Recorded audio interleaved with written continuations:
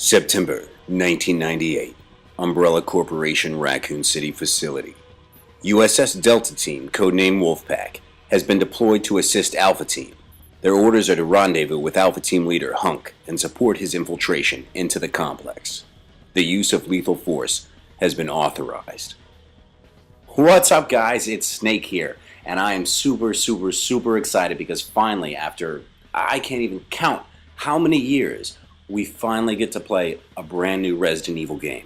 And I'm pumped. I can't believe it's finally here. So for those of you who haven't picked it up yet or not sure if they're going to get it, maybe you like Resident Evil but you've never really been into shooter games, or maybe you love shooter games but you've never really played this Resident Evil thing before, so you don't know what's going on. The best way to describe it, honestly, would be it's kind of like a Resident Evil SOCOM edition, because it's very military based. And it is definitely a shooter game. It's a third-person, over-the-shoulder shooter, but less like Resident Evil 4 and 5, where it was really you against a bunch of zombies or weird zombie Plagueula mixes or whatever they were, and more like a third-person shooter like, say, SOCOM or something like that, or well, not really Gears of War, but you get the idea.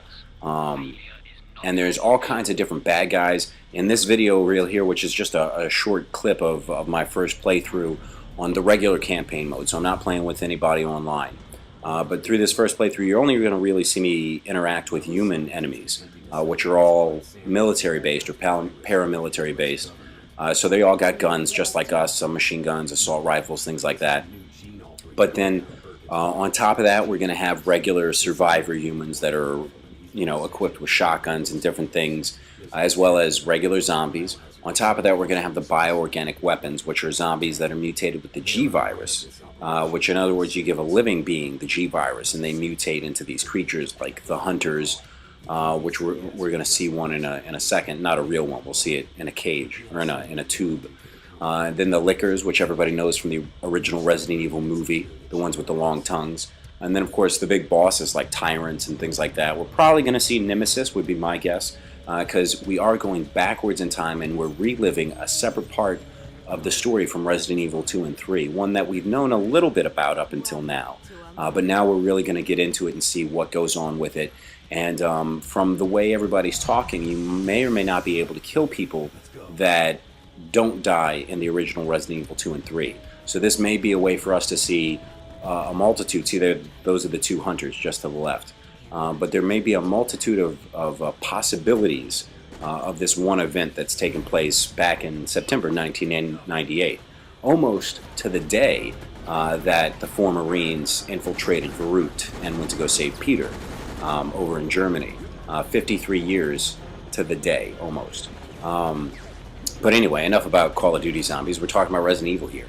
So this is the deal. The way the story goes, according to Resident Evil 2, is that Leon Kennedy, the main character, runs into this guy named Hunk, who's in charge, also known as Mr. Death, who's in charge of Alpha Squad.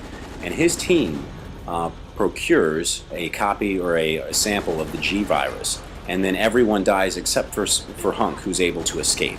And you can find a lot of this out in this little mini-game that's hidden deep in the bowels of Resident Evil 2. You have to play through the game a certain amount of times, and then you have to beat it within a certain amount of time frame and things like that to unlock all the sweet features, like the little mini game starring Hunk.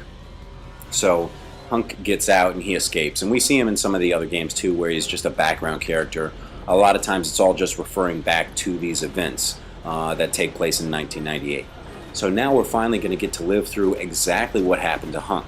We're Delta Squad. His whole team died, so it's possible that's the team that they're talking about in Resident Evil 2. But it's also very possible, because you see what happens here is we're heading into the facility to capture a sample of the G-virus and escape. So we're actually the team that's with him when he gets the G-virus. So it's possible that it's our team that all dies at the end of this game. So we'll have to wait and see on that, but that'll be a pretty interesting twist to the game, and a lot of fun to see. And it's definitely a really enjoyable game. The way the gameplay feels is very smooth, that they've thought about the action a lot. Shooting the bad guys is, I don't want to say it's easy. It's not like you're just walking in and pulling the trigger, but at the same time it doesn't feel jumpy. even though it's not like Call of Duty at all. It was a very easy transition. Now, you can't do things like duck or jump over stuff like you can in Call of Duty. And of course, the one really annoying thing is you have to pick up all the ammo. You can't just walk over it. But outside of that, the gameplay works really, really well. Oh, that's the other thing too, is the pistol. At least the pistol you start out with is just terrible. It doesn't kill anyone.